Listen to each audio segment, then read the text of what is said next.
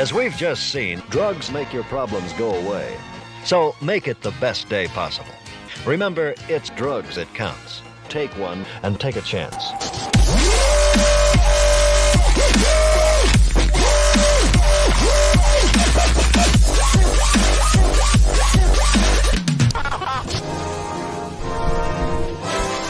Saturday morning cartoons. Please welcome Max Headshrew, Dell, Aria Blackness, and your most gracious host, Ben Motherfucking Jackson. Applause. Applause. Applause. Dell's not here. Dell's Dell's on a special assignment. I'm trying to remember something really, really specific from Spawn to make it sound like Dell is Al Simmons. Well, have you ever seen them in the same room together? No. No. I'm pretty sure Dell is Spawn. And the first time I met Dal, he was going, "Who am I?" Yeah, there's like maggots coming out of his eyeballs. Yeah. You know, just regular stuff. Man, we were just before we went live, Aria and I were trying to convince Max that he's the best artist in CG, and he won't believe us.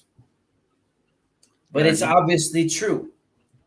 He blushes and goes, "No, stop it, you!" And Stop it. Anyway, Spawn.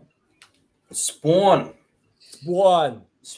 See, Max has a similar style to Todd McFarlane. In some ways. In some ways. Todd Well- McFarlane likes to over-exaggerate anatomy, right? And I dig that. I like it that you have to learn anatomy and then unlearn it. You can't cut straight to exaggeration because it doesn't work. Right. You need to know what to exaggerate. yeah. Become an artist and then become a comic book artist, right? That's it. Yeah. And I tried to skip it, and it doesn't work. And so I had to go back and fill in the holes in my game. It took me about 4 years, man, and I still have issues, you know. But the art that you do tends to be for other artists, right? You want to hear other artists tell you that your work's good. Right. So, like, when ordinary people tell you that it's good, you're like, whatever. You don't even know, dude. I mean, I'm sure it's different for everybody, but a lot of artists that I meet, including myself, like it's a bit like body dysmorphia with your own work. I look at a piece so much, I can't even tell. By the end of it, when I'm showing people, I'm really just trying to find out whether it's even recognizable as a picture anymore, because I've seen it so much. It's just nothing. Do you know what I mean? You've seen too much of it, yeah, and then you can't really gauge the impact that it has. Like, it's the same. Even if you just repeat a 1 or 2 syllable word over and over and over, it's exactly that. Its meaning.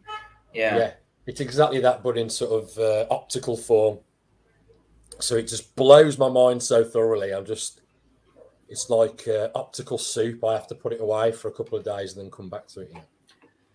I understand. Optical soup. That's a good phrase. Optical soup. Yeah, I just made that one up. Yeah. You can have that one, Aria. No, I think if we ever do like an art show where we where you draw live or you explain something, we should call it optical soup. Yeah, I there's a few things I want to do like artistically for the channel. I want to do something with Aria eventually. I want to cross pollinate our work. I've just been trying to figure out how we could possibly do it. I think probably I'd like to see Aria colour some work of mine and me colour, and then me paint some of yours maybe. Yeah. Well, I want to have a go at painting the way you do at some point. I can show you how to do it. Is there any particular skill of yours you think you shine at, like out of everything? Look, in what sense? In just the painting sense? For example, I would say, like, I'm quite creative when it comes to drawing. Like, I'm pretty good at drawing hands, right? Specifically, right? You know the idea of drawing, like you draw the hands first, and then you fill in the arms and the body around them, right? and you come up with cool positions and poses, right? Okay. I'm pretty good at doing that, and I'm good at warping the body like when I'm drawing a figure, something like that, right? Yeah. Is there any like technique you have in particular that you think you do really well? See, this is the issue that I have with these sorts of conversations, and I think this might be an issue that perhaps only applies to a small number of people. I don't know. When people ask me like what my technique is or what my process is, I can't tell you. I don't know. I just know I can sit down and do it. I can make an image that I think of in my head. I've never had a technique. I've never had. I mean, I could tell you basic techniques that I layer paint, right? But when I sit down and draw, I just like hyper focus, and it just happens. And sometimes it's great, and then other times I'll go through like a 2-3 day period where it doesn't matter what I put down on a piece of paper; it's just not good enough. And then I'll convince myself that I am now not an artist anymore. and then my wife will tell me I'm being an idiot, and then I'll go back, and then it's back again. We'll tell you if you're an artist or not. Show us those latest pages that you've done, and then we'll get to the actual show that we're doing. Oh yeah, I forgot. Little optical. Get a little optical soup going here.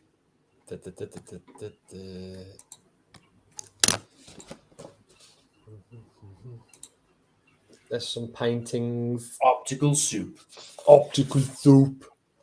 Yeah, and so for anyone watching, if you need to know why we consider Max to be one of the best artists in CG, if not the best, then just check this out. This is some amazing work.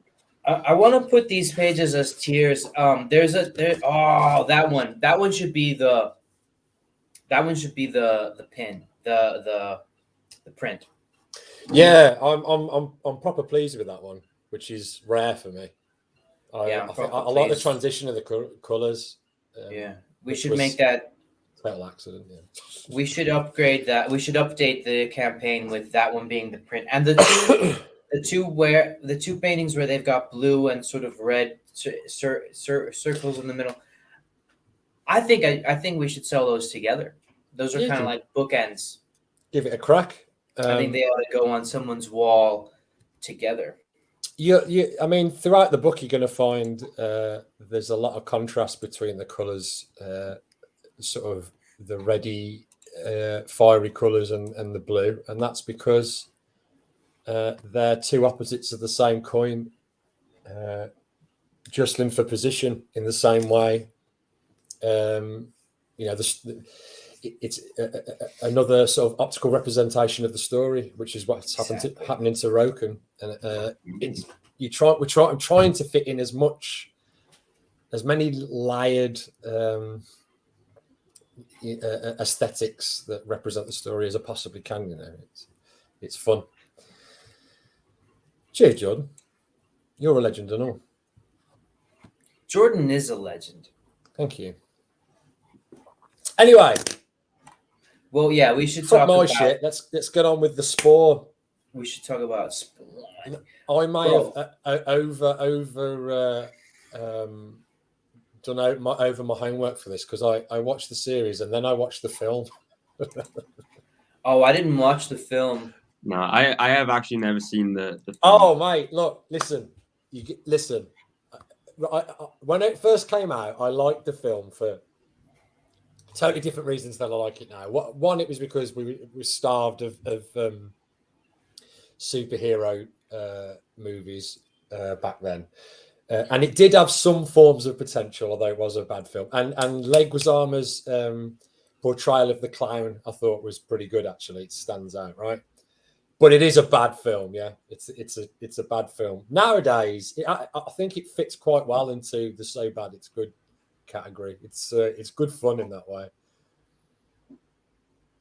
Man, I don't know. I can't do so bad it's good with Spawn, because Spawn is a property and a character that I just take so seriously. Yeah, I love Spawn. You know, but there's just lines in that film that they're immortal to me. Use your armor is one of them. It's fucking hilarious movie. Yeah. And it was the introduction for me into Spawn. I saw the film first, then I went and got the books and was like, oh, no, it didn't age well, Smoot.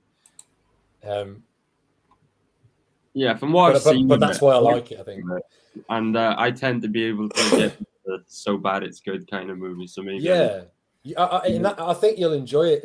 Yeah. And if you listen to the commentary on it, the Todd McFarlane commentary on it about how it was made is really interesting. They didn't know what they were doing from one day to the next.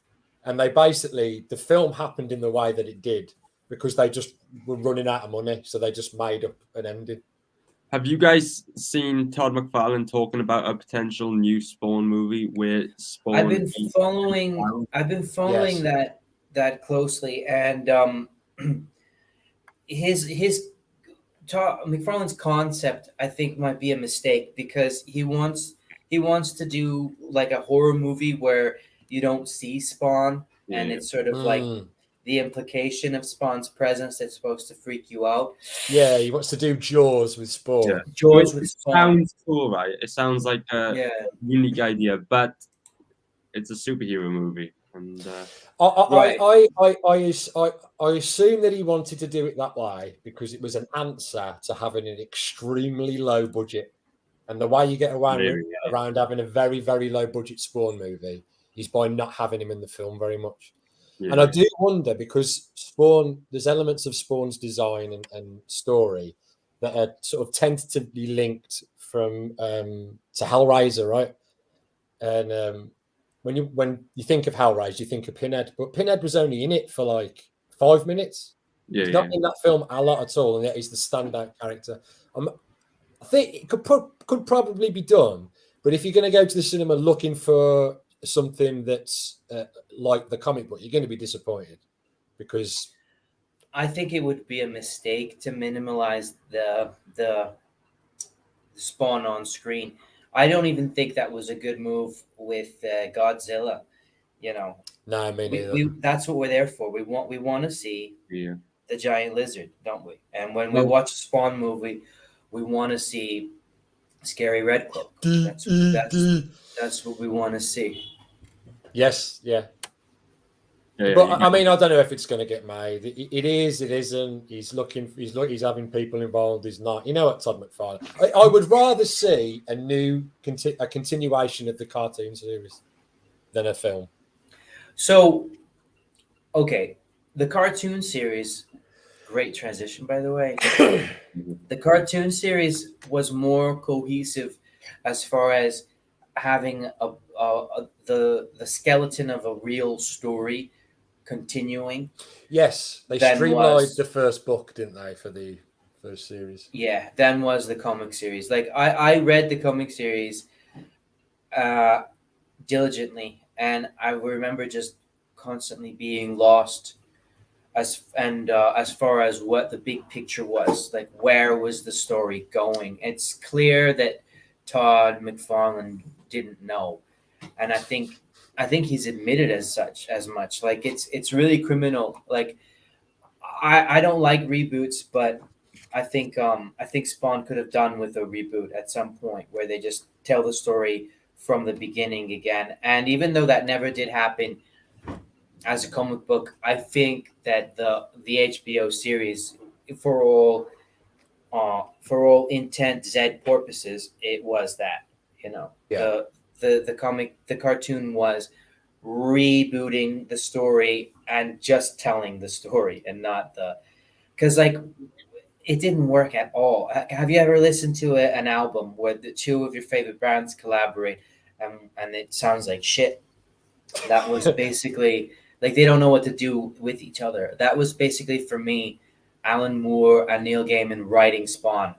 Like it just doesn't fucking work. It was clear that neither of them knew where the Spawn story was meant to go, and none of their sort of writing cameos took the story in that direction.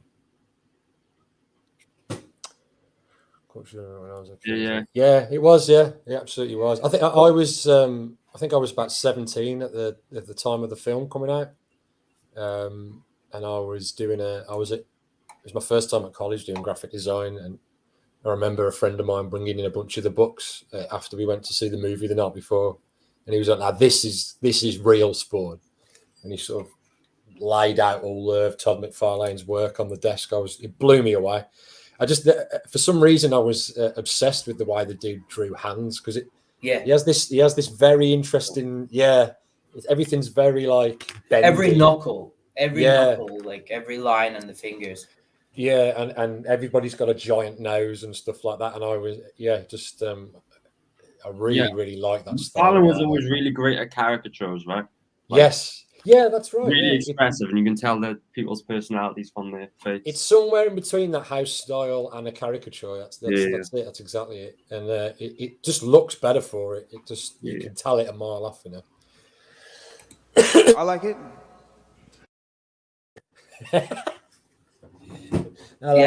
And you wouldn't think I mean, it's strange to even use the word caricature to talk about these characters, because it's such an intense, grim, adults only book, and you wouldn't think that style would translate, but it does. It absolutely does. He knows how to pull it off. And, well, a lot of it is just. That's a good storytelling gimmick, isn't it? Because like they're not actors, we can't hear their voice or their expressions or whatever. So like Twitch and what's the other Sam and Twitch. It's like you've got the big one, you can tell he's in charge because you got this big round face, and then you've got his skinny little psychic. It's just visual clues to their like. Yeah, they are, and because of that, and I'm convinced because those characters are so well actualized by Todd.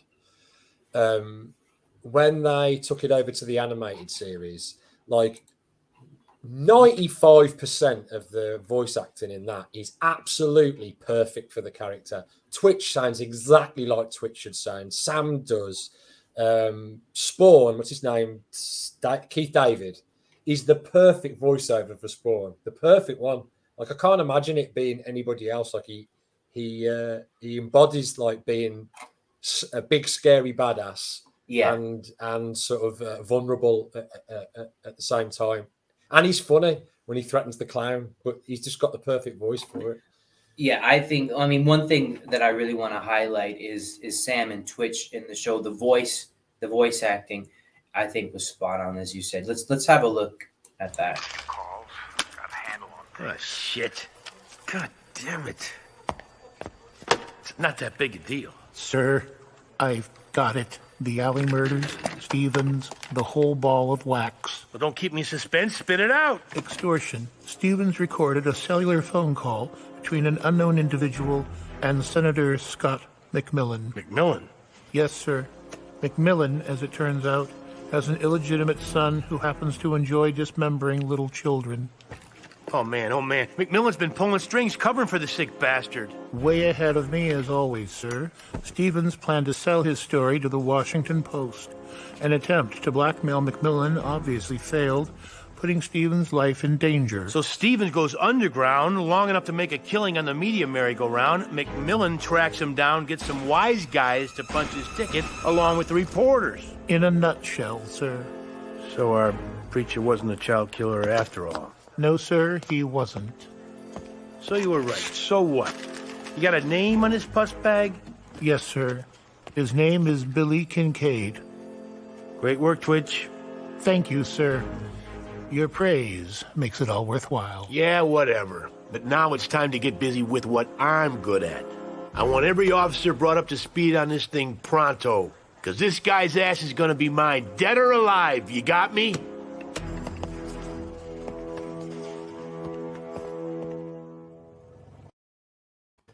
A little look at how me and Ben communicate when we're trying to do a comic. Yeah, that's basically the same dynamic. Yeah, you're a Twitch and I'm Sam, definitely. And you're like clearly smarter than me, but like under. Shut the fuck up and do the drawing. Exactly. You're clearly on top of what's going on, clearly running circles around me, but you're just like deferential in this sort of understated way. Yeah. Burnt Scribe says that Keith David came back to do Spawn's voice in Mortal Kombat. He did. Oh, He wicked. absolutely I did. didn't know that. Yeah, and he does it really well. He's clearly not finished with Spawn, which is probably why they should do another series. But Keith David is to Spawn what what's his name? Kevin Conroy is to Batman. He is the voice of Spawn, you know. Yeah, I personally found the voice acting for all the main characters really good in this, but then characters like I forget the names, but you know, Spawn's wife. Any normal characters, it sort of felt a bit lackluster in the voice acting. Yeah, some of them did, yeah, but I think that might have been a product of the time. Maybe a budget issue, like quite possibly, yeah. Big characters, but I don't know. I don't remember feeling that way at any point, actually. I think is it Tony? We know her name is Wanda. Wanda. Tony, the mafia guy, the guy that talks like that. He was a bit cartoony. I don't think it was the voice acting for Wanda as much for me as much as it was the script that she was reading. Yeah, maybe some of it's a little clunky. Well, she's not a very well fleshed out character, at least not yet. No, you know, she's basically a human MacGuffin. Like she's just the objective and the reason for Spawn to return, and like his unattainable prize. I did not know that, Scribe. You learn something every day. I knew that. I knew that because Todd McFarlane's wife is named Wanda, but she's not black. She's white in real life. Does she have tits that are as big as Wanda's in that cartoon show? Because hers are absolutely enormous. Right, and I was watching it with my wife, and she was like, "Jesus Christ, they're absolutely massive!" Like, and I swear, every time you see, because for some reason, every time Al has a flashback to seeing his missus, she's always naked, floating next to a fire, and she's got these giant big melons. Like, no wonder he's upset that his best mate got hold of her. Well, yeah, I mean, it's basically an Edgar Allan Poe thing, you know. It's not a criticism.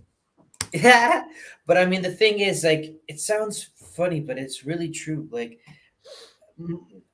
Edgar Allan Poe's like most existentially terrifying work is all about his dead wives, right? And like when you really get into the nitty gritty of it, what he really misses is having sex with them, because you can't do that, you know. And so physical contact, right? That's what it is. And like a lot of times you kind of poo-poo that kind of thing, like, oh, that's not serious. That can inspire high literature or high art. Well, yeah, it fucking can. And of course it can. Of course it can. I just noticed it. And dude. It was funny to me because I'm immature. Well, like, no, I was pretty intensely aware of that from day one, because like in the comic books, she's always drawn, you know, with that comic voluptuous style. I think what happens is, like, when you're reading it on a comic book, it doesn't stand out because all the girls in every comic book are a normal girl that also has the body of a supermodel and is wearing some sort of lacy pajamas or something. Right. And any woman in any context. Yeah, it probably didn't register with me back in the 90s, and but it did now, because it's sort of it's a very specific style, isn't it? Yeah. That's and now we've got the new Warriors now, so we don't need sexy Spawn ladies. But like, go back to like 90s Image comics. You couldn't throw a stone without it bouncing off some big 90s booby. Like, yeah. We'll take calls. I'd like Yotam to call in. I'd like him to hit us with some Spawn facts that I didn't know. Yeah, jump in, man. Jump in, Yotam. If you can give me a fact that I didn't already know, then you are the winner today. You win a warm, fuzzy feeling inside. And that's what I'm giving away. I'm giving away warm, fuzzy feelings. But did you guys see how How they handled the sex scene with Spawn. Take a look at this.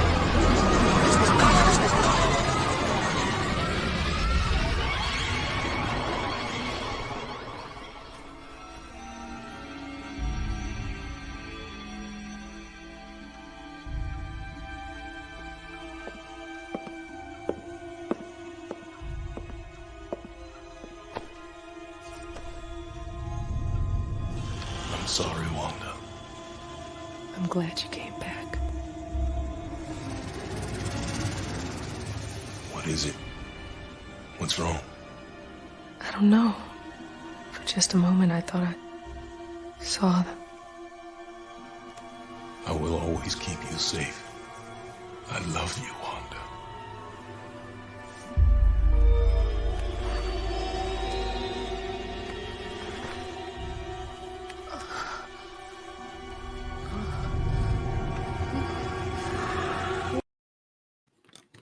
Nice.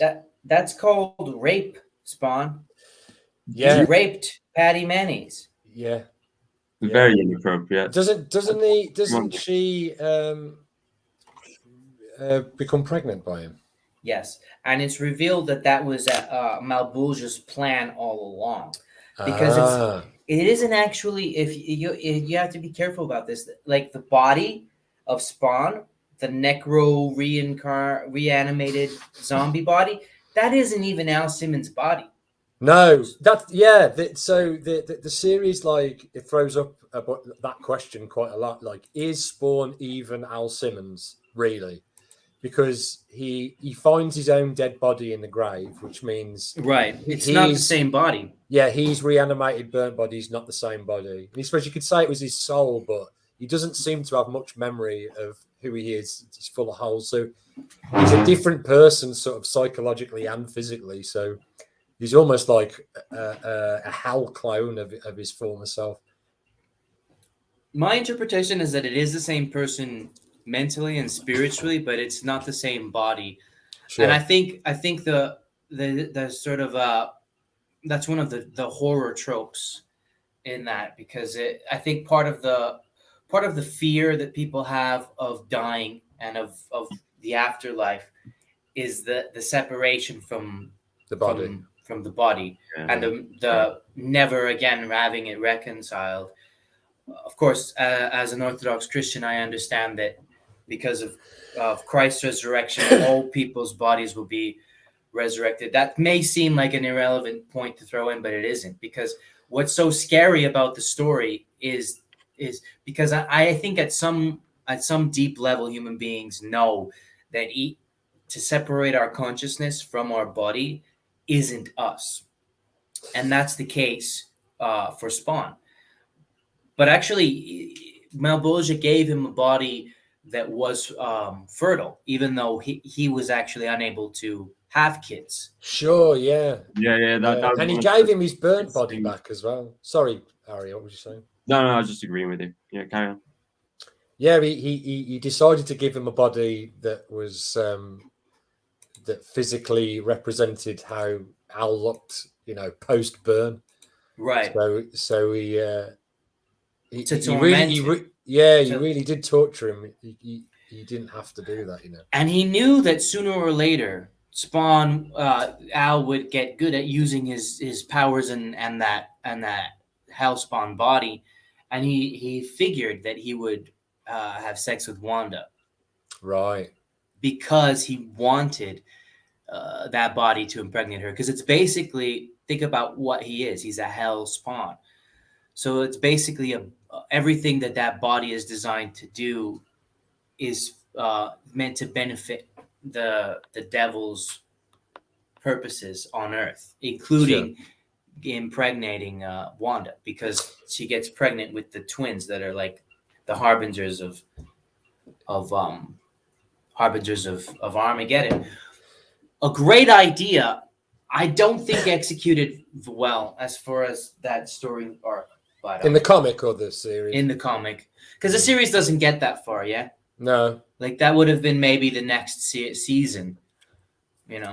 Yeah, I really hope Todd decides that going in the direction of completing that series is a better direction to go, because I think when people think of like the three sort of manifestations of Spawn with the comic, the film, and the series, I feel like the series is always the one at the very bottom, where I would probably say it's at least jostling for the top. I know you're a massive fan of the comic, Ben, but like I haven't read as much as the comic as you have. I've read the first fair few books. I haven't got as far as Ascension or anything like that. It's hard. Yeah, it's a hard one to get through because there's just no, as I said, there's not much cohesion. Yeah, for big picture storytelling. I felt that. Yeah, that's not Todd McFarlane's strength, you know. And I preferred the streamlining of the series myself. So, and it was a great series, and it was sort of groundbreaking, especially for the time. It was like a Saturday morning styled cartoon. Looked a little bit like had influences from sort of Liquid Television and Eon Flux is something that me and Ben consistently talk about, because that was around when we were kids. It was like an experimental channel for animation. It just blew your mind as a kid, and it was for adults, and it was, you know, it was executed nigh on perfectly, in my opinion. Perfectly, yeah. Sure. I think the animation, some budgetal issues, but you know, apart from that. Yeah, but I think the animation, the art direction was perfect. Yes. The way everything looked and felt was ideal, to be honest. I can't imagine how it could have been better. Right. And the 300 issue, that was fairly recently, wasn't it? Everybody making a big deal out of it. Yeah, I mean, fair play to Todd McFarlane, you did it, but really, I can't overstate. There's really some storytelling problems with Spawn, man. Like, I mean, where are we now in the story? Even it seems to me Spawn has done the same thing that they've done with Spider-Man, where they have the Spider-Verse, you know, and now they've got like they've got the medieval Spawn. So yeah, cool. There's all these different versions of Spawn at the moment, and I like that idea, but I don't think the story is being told very well. You know, there's a gunslinger Spawn and a knight Spawn and a big bad scary Spawn and a girl Spawn and a reverse Spawn. Yeah. But like the circumstances and reasons for their being in the same place at the same time, it doesn't make much sense. What is it about taking a character and then doing all these different versions of the same character that seems to appeal to comic audiences like Spider-Man, Batman, Superman, Spawn? I don't think it appeals to comic book audiences. I think it appeals to fans of the Marvel movies and Funko Pops and modern geek culture. What do you call it? Yeah.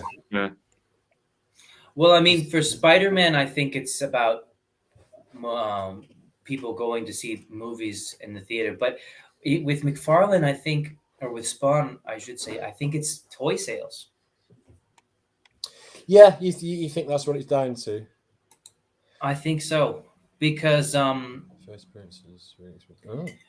Like I've talked, I've emphasized a lot my criticisms of Todd McFarlane, but now, if I may, where I think he's better than anybody else in the universe is, well, first of all, drawing people's knuckles. I like the way he draws hands, but also the toys, man, and the character designs for toys. They're spectacular. You know, Spawn action figures are the best. Yeah. You know, no one's made cooler looking figures of comic book characters than McFarlane toys. That's full stop. You can see the influence of him on Ethan Van Sciver, can't you? The way he's trying to do his Cyber Frog business with the new toys. They look like pretty good toys, to be fair. Another thing, Van Sciver's toys, they look great. I plan on I'm waiting for him to all do loads of different versions of Cyber Frog. That's the next thing. I think he will do. Yeah, I think he will do. More than likely. Another thing I liked about the series, which is probably a bit cheesy. This is probably inherent to like how old I am and the sort of things I used to watch as a kid. But on the original DVDs for the show, Tom McFarlane would introduce each series. Do you remember this? And it would in a sort of a Crypt Keeper sort of way. And it's kind of funny, but it's like I don't know, man. There's just something about that aesthetic that I really like. I was laughing about it when I was watching it the other night, and it made me think, man.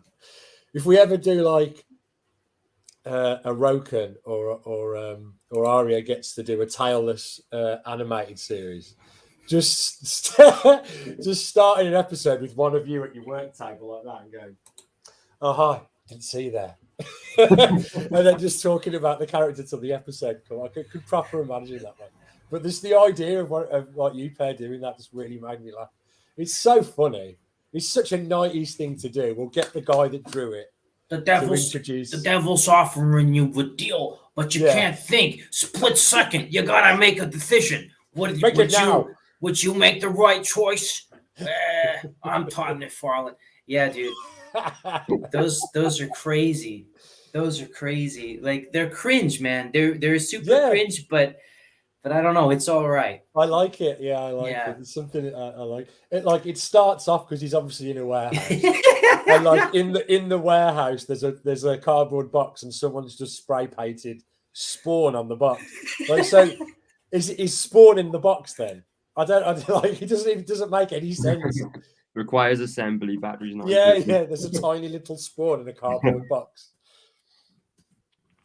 I don't know. Like I like to imagine that this is just where Todd McFarlane hangs out and draws. Sure. In a dark warehouse in the middle of nowhere. He's just rented out an enormous warehouse. Yeah, one tiny desk light illuminating the room, and there's Todd in the corner drawing Spawn. I've got to share it. I mean, I've got to watch it. I can't. Yeah, crack it on. It's good, man. It's wholesome. There it is. There's the Spawn box, huh? Spawn. In the deep recesses of Manhattan. What's going on behind these Todd's toys? Oh, there he is in this dimly lit fucking Dracula's castle movie set. Yeah, where's his whack on Cintiq and all that? This is before all that, man. It's when he did it old school. This is where I spend up to 12 hours a day drawing. What would you do if at the moment of death, a voice from the darkness offered you the chance to live again? A voice from the darkness offered you to live again. Bro, what the fuck would you do? Spawn! Okay, Todd has officially got the worst voice actor.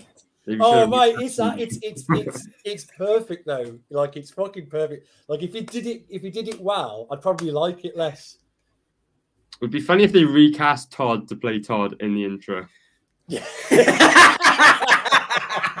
Todd, you're not playing Todd well enough. And have someone read the same script, but like do a better performance. Like, what would you do? It's a different person every episode. It's the black guy in the first episode, a Chinese woman in the second episode. Different person every time. What would you do? Hi, if you were offered a choice? I'm Tom McFarlane. I'm the devil. I'm fucking Spawn. Watch Spawn. I made Spawn. Right. I am Todd McFarlane. I'm the creator of Spawn. What would you do? I feel sorry for the guy. I feel sorry for the guy that's apparently snuck into the warehouse behind him, and he just immediately turned around and started asking him questions. What would you do if you want to deal with the? I don't know, dude. I don't know. So Todd, just chill out. Do you want a cup of tea? That's the only reason I came here for. Some kids told me there was a crazy guy drawing comics in here. I don't know. I wanted to see if it was true. Didn't mean to intrude on you and your vampire drawings, sir. I love the idea that he dresses up in a suit before he starts drawing as well. I might do that, you know. Yeah. Start wearing a full tux every time I draw. Maybe it'll help. Every time. My favorite was the backdrops, man. Fucking Dracula's castle. Like, yeah, it's cool. That's what I'm saying. It's cool. It hits something aesthetic that I really enjoy, and I really like. I just love it. Man, where's your vampire? Where's your Dracula? Fucking wallpaper, man. How do you get inspired without it? So very keeper, isn't it? Yeah, and I suppose that's what he was going for, because Spawn is, it's horror, isn't it? But like, so where because I haven't watched the last series, or I have rather, but it was in like 2003, so I never got around to doing the last one. So what happens in the last series, Ben? Do you remember? Yeah, I remember it. So he fights. Well, he impregnates Wanda, or was that in the second? But he impregnates Wanda, setting things up for that Armageddon storyline, which I would have loved to have seen in the next series, because it, like I said, it would have been handled, I think, with Alan McElroy as showrunner. I think the story would have made more sense, and they would have kind of left off the tangents a bit. But it leaves off with Spawn converting Jade, which is sort of like, I think they couldn't get the rights to use Angel very much, although she appears in one episode. Yeah, somebody said it had potentially had something to do with Neil Gaiman, because I think that isn't that his character from Sandman? Or from not from Sandman. Neil Gaiman created the character, but he created the character for Spawn. Oh, okay. But there's a dispute for the rights of that character between Spawn, Todd and Neil Gaiman. Right. Neil Gaiman seems like such a pain in the ass to work with, to be honest.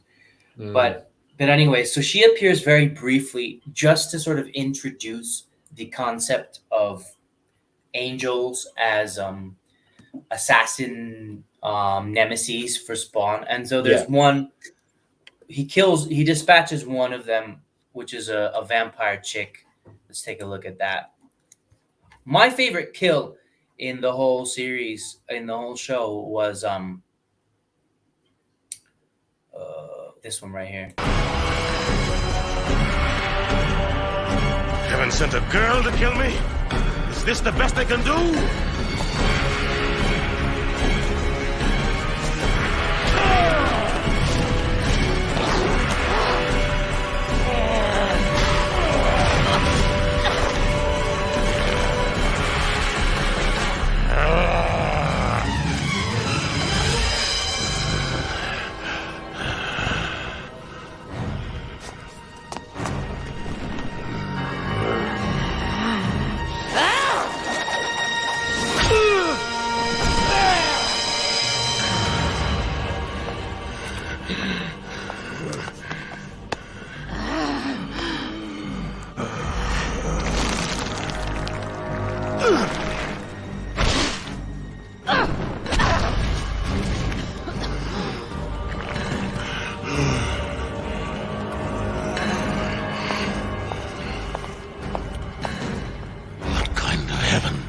Sent a creature like you.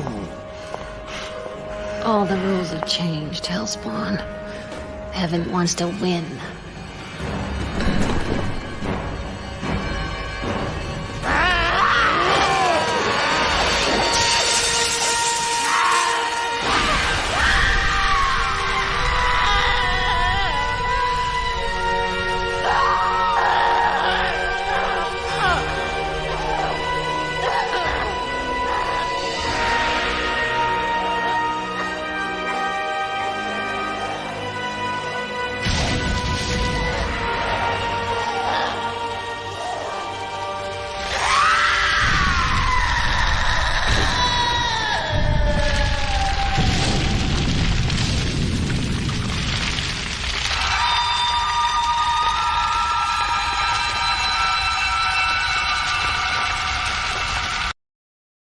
Consider that a divorce.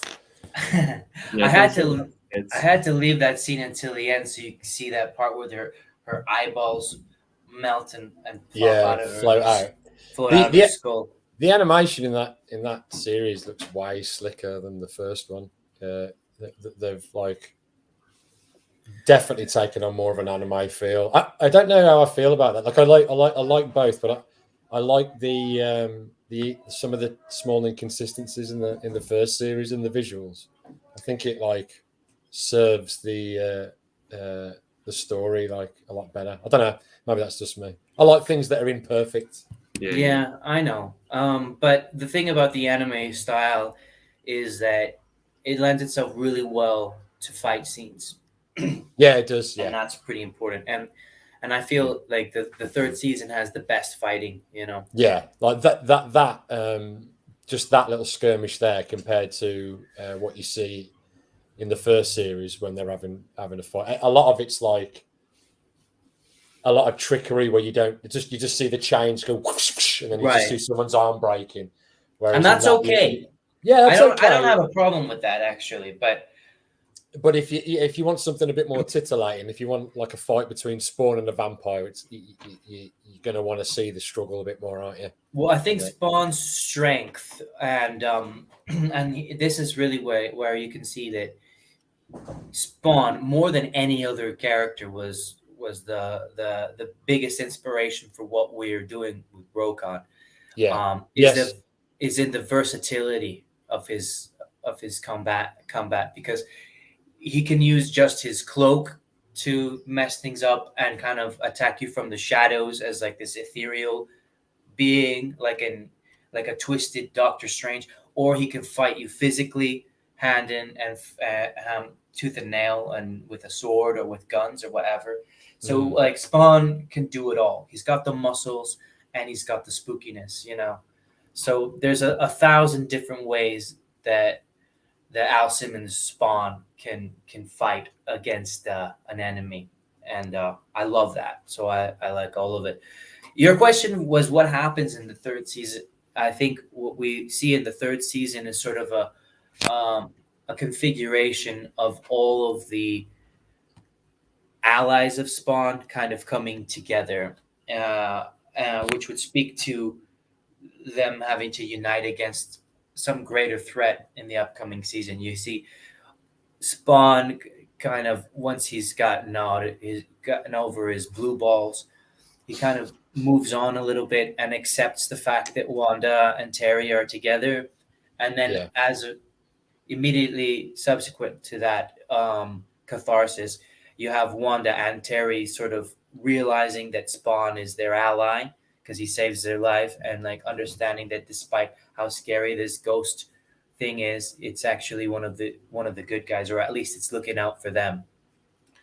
And the same happens with Sam and Twitch. Once they uncover the police corruption, they start to understand that these alleyway killings are like responding and fighting against the same crime that they are. So all of Spawn's allies are sort of more cohesively understanding who Spawn is, and that kind of also happens in the comic book series. And what results from that in the comic book series is that Sam, Twitch, Terry, Wanda, that Susie Liu or whatever that Chinese reporter, like they all understand that Spawn is kind of like the Shadow, where's Yotam, like the Shadow has all these agents that know that he's the good guy and that help him in some way, and so that ends up happening for Spawn also.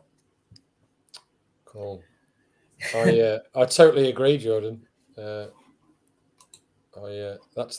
my internal process when I approach art, and I do make things look immensely stiff when I overwork them. Jordan's a pretty good artist in his own right. Yeah, hit me up on Twitter, mate. Show me some stuff. If they were to continue the Spawn series now, we wouldn't get what we saw in the episodes that they have made, because now there would be a whole lot more CGI, a whole lot more. Everything's so polished now, right? And you don't even need to draw a character anymore to animate it. Yeah. It wouldn't be the same product anymore. No, you're probably right. I mean, I tend to think, I don't know if it's a generational thing, or it can't be Aria, because you're saying you're saying, you know, the same sentiments as Well, as I would. let me show you And something. Arya is like what, like 12, right? Yeah. Well, Arya's not even in his prime yet, and I'm past mine. So actually, I just had my 15th birthday, so I'm a big boy now. Thank you very much. But yeah, look, check this out. It's just one of the backgrounds from the Spawn series. You don't get that anymore. No. And no, everything would be on what do they call it? Well, they keep the designs of them on. What's the word I'm looking for, guys? They have like a character sheet, a digital character sheet, and they just bring them in and out of the program, so that you don't ever have to redraw the character from a certain angle ever. Yeah, well, yeah, just digital shit, right? Yeah. But you couldn't make it nowadays because no studio is going to invest in paying artists to do this when you can just hire a CG artist to do it in half the time. Yeah. It's mad, isn't it? Like everybody calls to go back to these like older aesthetics. Like in film, you get it with particularly gore and horror. Everyone's like clamoring to get like old school practical visual effects, like monster effects, and now they're doing the same with animation. Man, I never really liked. It took me a while to warm up to like the 3D animation when the first Toy Story came out. I fucking hated it.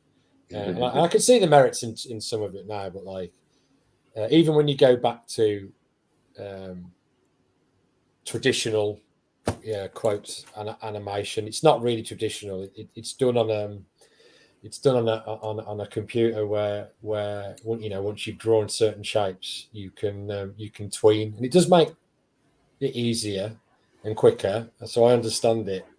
But it's like I feel the same way about stationary art. Like there's a certain essence that you lose the more sort of digital you get. And that's not to say that I don't like digital artwork. I think some digital artwork is absolutely incredible and like just amazing. But I think the key is to try and keep the elements balanced. You know what I mean? Well, I think for that reason, shows from the 90s or even before that are always going to have a certain charm and appeal that makes them stand out from more recent animation. And for that reason, we're always going to revisit them and we're always going to cherish them. Yeah, I think it holds as well. Like, I think when you know how certain programs work compared to working with your hands and stuff like that, especially from an artist's point of view, you can appreciate more what's gone into a piece, like just a comic page or a piece of animation. Going back to liquid television again in the 90s, because it was like a petri dish for music and animation and film. There was short animated skits in there once every couple of weeks called Eon Flux. There was a full series of Eon Flux eventually, but the shorter skits, in my opinion, were the best ones. They're all hand drawn. Yeah. And in one of the episodes, particularly, there's no dialogue in any of these episodes. In one of the episodes, particularly, you're witnessing a war between these two factions, and every time you decide, oh, this person is the hero, they die. And then you follow another character, and then they die, and then you follow another character. And there's a very small piece of animation in that that I'd recommend you go and watch. It's a very, very tiny piece of animation where it's a close-up of a little girl's head, and the dad runs his hand through her hair, and like that, like patting her on the head, and she smiles. And it's so, like, perfect to how...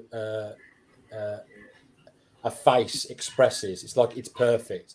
And if you listen to the commentary, you find out that the guy that did it, he used no reference, no animation reference, no visual reference. He just sat down and drew the frame, and he does it absolutely like how this was in his head and it came out this well onto paper is beyond me. He even gets like the way the hair runs through fingers like correctly. Now you could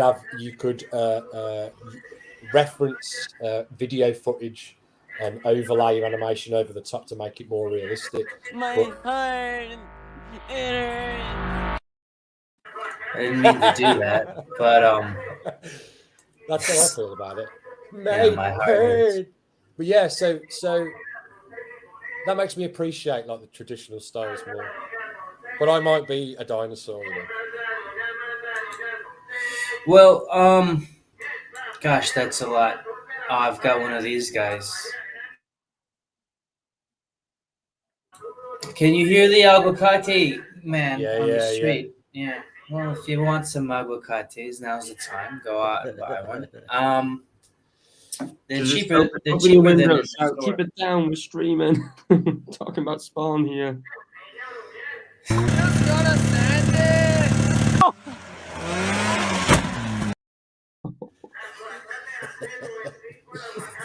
You're right, Max. Everything you said was true, and I feel the same way about it. I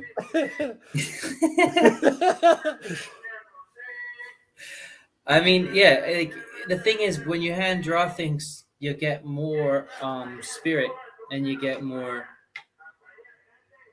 personality. And when you have Todd McFarlane creations, you really need to give it that. And the cool thing about Aeon Flux and Todd McFarlane and the Spawn show is that they're not that long, you know. Yeah. Especially Aeon Flux. And so, you know, would you rather have a feature length animation that's done in like this new DC computerized style that I don't care for, or would you rather have a shorter, you know, 20-25 minutes, but to have it really, really look great? Well, I would prefer every time less runtime, but more care put into the craft. For sure. I'm not big on, and DC has at least woken up to actually animating stories that people enjoy. Lately, they've been doing, you know, they did the Frank Miller Batman, and they did the story with Jason Todd, and then they did the one where Dick Grayson dies and all that stuff. So well done, DC. Thank you for showing us stories we care about. The Long Halloween, I think, was even done recently. I've still not seen it, but and they did Hush as well, didn't they? But like, I don't like the animation style. No, I'm so fucking done with the DC animation style. It's shite. Yeah, it's really stiff, man. I don't care for it, not even a little bit. Let's take a look at, for example, this sequence where the and take a look and pay attention as well to the voice acting in this clip, you know, because it's really, really strong. The one where Clown transforms into the Violator. Like, imagine this scene done with that shitty DC digital style, you know, and tell me how much better this is. Yeah, right. I don't think you know who you're dealing with, but it's time you found out. Listen, fat boy. I've had just about enough. Yeah, baby.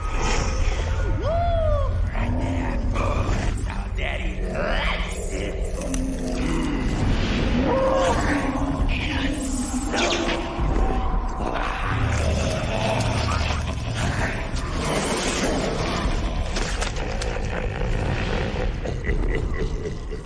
You'll feel some pain, but I know you can hear me. Get out of my head. No.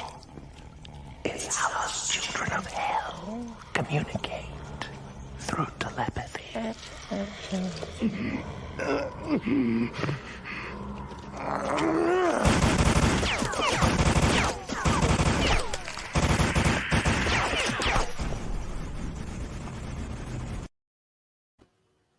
Sweet.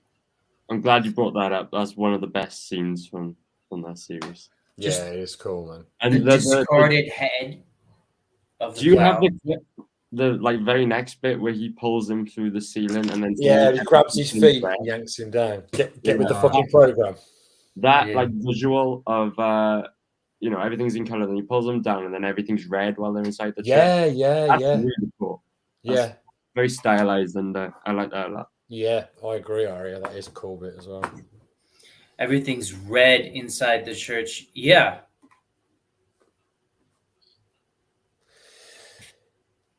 So it's good. What we're saying is it's good. Go and watch it. Yeah.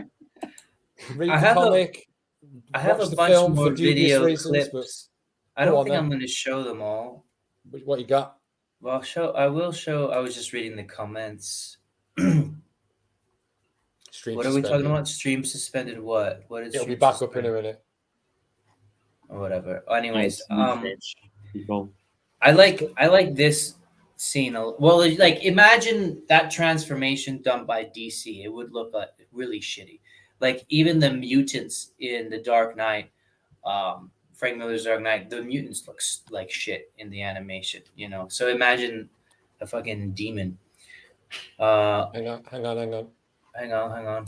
What's going? So what's happened is that last clip made the stream unavailable. But what you have to do is stay off the clips, and then we'll pop back up. Oh my goodness! Are we not streaming at the moment? No. If you go onto the thing, it'll say stream suspended for policy violations. But we'll pop back up in a minute. Yeah, you just have to wait.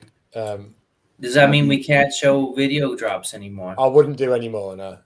Well, at least not today. They did it on the Trash Compactor show, and he kept doing it, and in the end they switched off the thing. But if you just wait, it should be all right.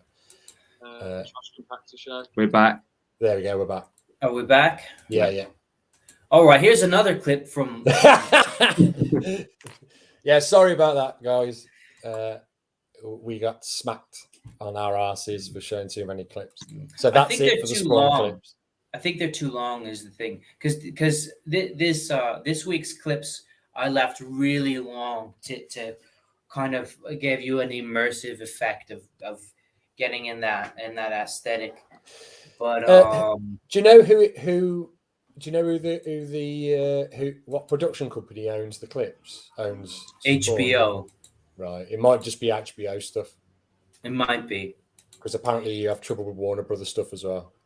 Yeah, okay. So you got to watch out, I guess, for HBO and Warner Brothers content. Yeah, fuck them both. We've never had trouble with any other clips we've shown. Are you playing them off YouTube, those clips? No, I'm playing them off my own computer. Oh, that's interesting. So somehow, usually you'd be all right.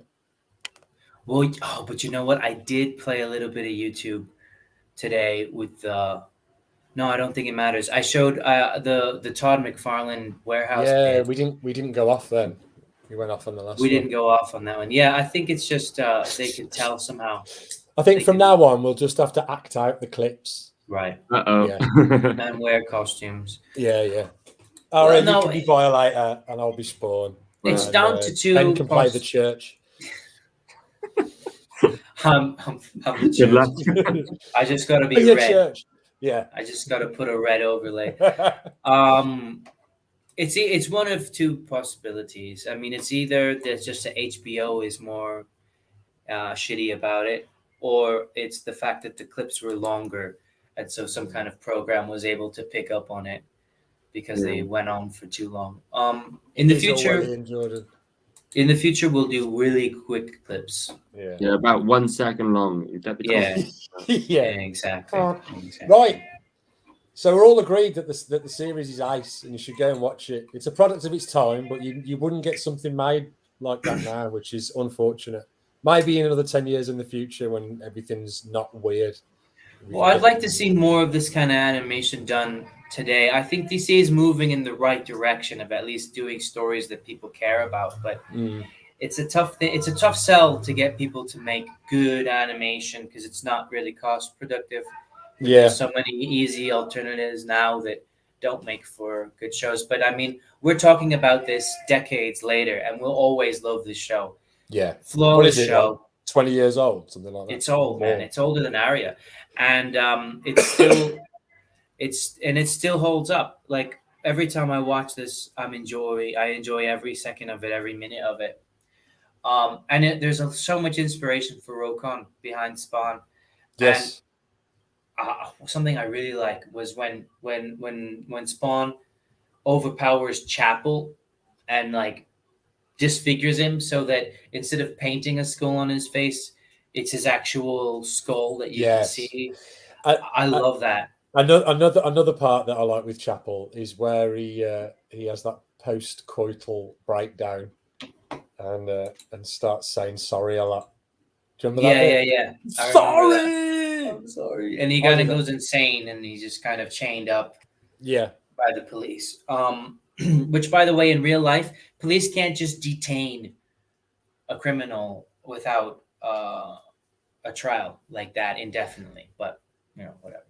Cartoon world. That was a big inspiration for me for Rokon. Like when Rokon's body is disfigured by Gormal in the comic books, that'll be around issue 4 or issue 5 of Rokon. That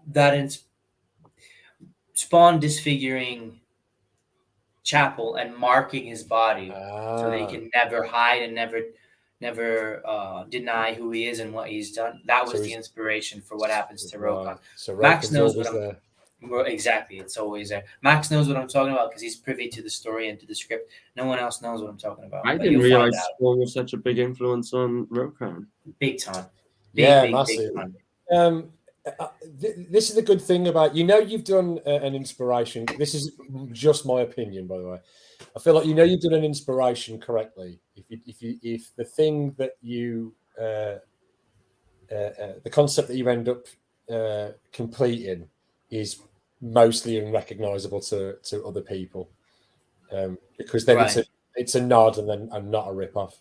Yeah, well, now that you've said it, I guess I see the similarities, but you'll see it more. You'll see it less in this first issue. You'll see it more as Rokon progresses. He's Roken's a character that's going to age, right? So he's not going to stick around forever. Because it's not my version. It's not my version of Spawn. You see, it's just the things that Spawn caused me to think about.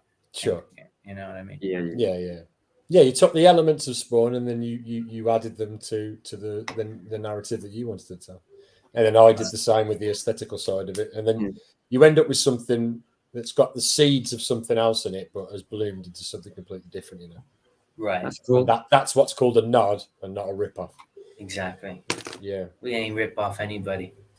Well, I'll probably like. Shall we promote before we leave? Yeah. Until next time, scum suckers, suck more scum. Suckers, suck more scum.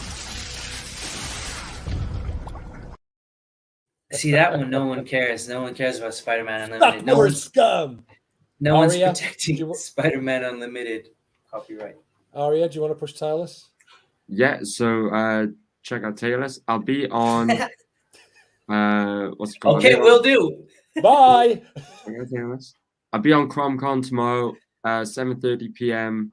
with the Bargain guys. We'll be talking about all our books in more detail. So we're on that tomorrow, by the way, then. Check out CromCon tomorrow, 7:30, 2:30 Eastern. So yeah, Taylor's on Indiegogo. Check it out. I'll post a link in the live chat now, and then check out CromCon tomorrow, 7:30 UK time, 2:30 Eastern. There we go. Fantastico. Nice job. Check out Rokon on Indiegogo. Very soon we'll have updates with some new tiers, some new art that you can buy.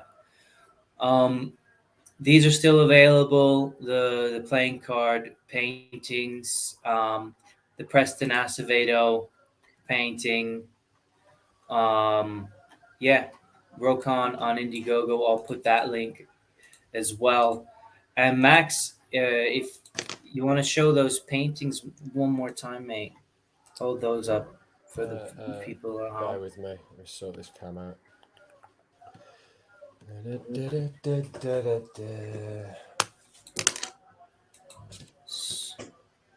Yeah, we're gonna make that one a print. On the Indiegogo where it says Skull Crush print, we'll make it that one. And then that paint, that'll be a tier. I think that's a good one. I mean, they'll all be available soon, very soon. Price, but I'll put all the originals up to see if people want them or not. Yeah, mate. Everyone always says they want to own original Max Headroom art. Well, here's your chance. Yeah, and we're also in the Comic Con tomorrow, Ben. I don't know if you knew that.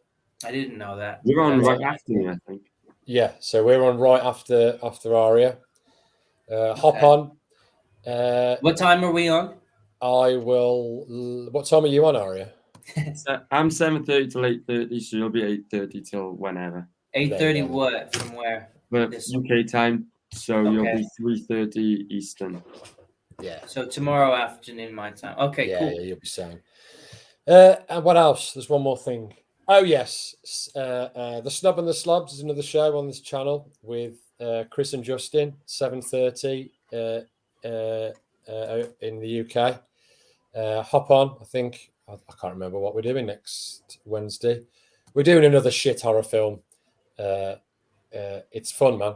Eventually, we're going to get everybody together and we can all watch a movie and review it. But yeah, come and join us then. I'll put the link up on Twitter. Max Headroom everywhere.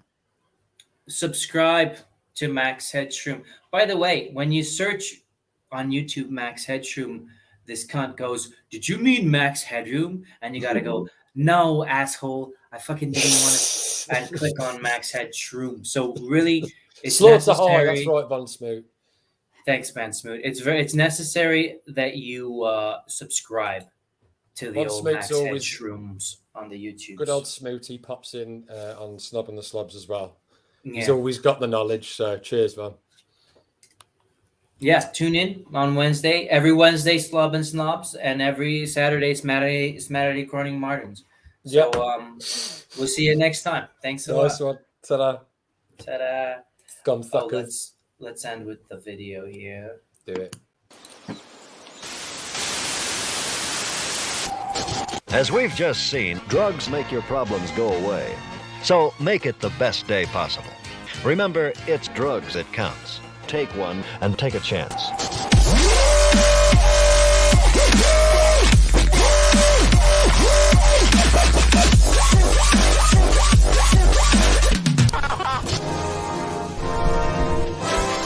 Saturday morning cartoons.